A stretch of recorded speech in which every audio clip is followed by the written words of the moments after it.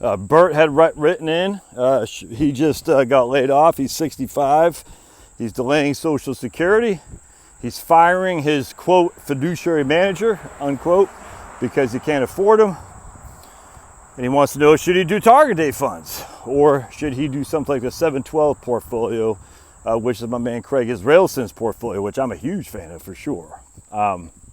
712 portfolio is underwhelmed lately just because the market has been dominated by a certain sector, which we all know what it is. And anytime you're that diversified, that portfolio will underwhelm. So I want to go back though to something I think a lot of people miss out. When you're retired now, the upside isn't what we're shooting for. I'm just telling you right now, it's not. And this is why a 712 portfolio or something like that makes sense to me.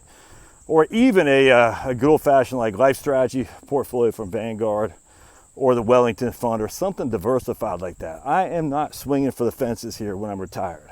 I'm working with a guy today, a client, and it's like my video I did yesterday. When you've won the game, stop playing. Now we got to get some growth, but protect the bottom line at the same time. All right, we need some growth just to keep up with the potential for inflation, absolutely. Yeah, but the bottom line is we cannot afford a significant drawback. We can't. Or what we call drawdown, how much the market goes down all the while you're pulling from it. Can't afford that, man. So because of that, we're going to sacrifice some upside for stability. And you do that in a diversified portfolio like the 712. Now, 712, as I just got done saying in a video 2 seconds ago, that I'm not a fan of the TSP, I Fund International. I'm not a fan of corporate bonds, but in of itself, the 712 fund will have that. That will be diversified. And as such, you're buying more and more investments that in some way will offset each other to some degree. How much, I don't know. Should you go that route? I got no qualm with that at all. None. Would I do that? No. I just like domestic stocks, large and small, and I like cash. That's what I like. But that is not diversified. I get that. And because the S&P 500 has been on such a tear the last 10 years, there's a good chance the S&P 500 might miss out on some upside as the international markets and small caps maybe will take off. I don't know that, to be sure. I just don't know. But when I'm retired, I'm not trying to maximize up. I'm trying to minimize down while getting up, which is another reason the Wellesley Income Fund is so appealing to me. But it's just there's so many bonds in there. Man, someone's barbecuing right now. That freaking smells good. Oh. I just bought some Porter Road chicken. My wife's making some chicken linguine thing. When I get home, it's Porter Road. Porter Road, they do the grass-fed beef and free-range chicken and all that. It's nice to make a little bit of money. We can afford that stuff. I'm not going to lie to you. It's nice, and I appreciate y'all being here for sure, allowing me to make a little bit of money so I can afford that.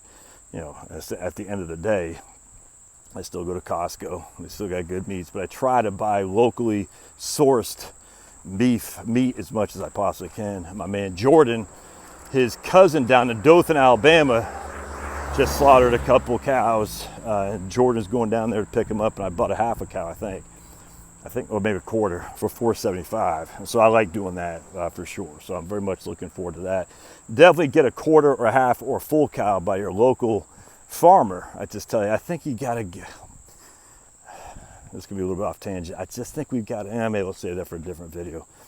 All right, I just think you got to make connections with people who grow food. I do believe that big time. If you're relying on a supermarket, I worry about supply chains. I'm not going to lie to you. All right, so back to what I was saying about my man Bert.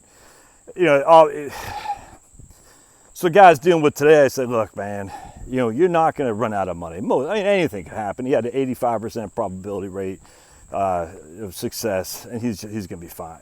Now, if he were to lose 35% like the S&P 500 did, and even Wellington, I will grant you now, Wellington lost 35%, it's actually 37% from October 2007 to March 9th of 2009. That could be problematic, but this guy's no fool. He's like, dude, if I get kicked like that, I'm going to tighten my belt. Exactly. So remember, protecting on the downside is important in the accumulation stage. Missing out on some upside stinks, but that's the nature of the game, man. You got your upside while you're working. Now you got to protect the down while you're retired. Hope this helps. Thanks.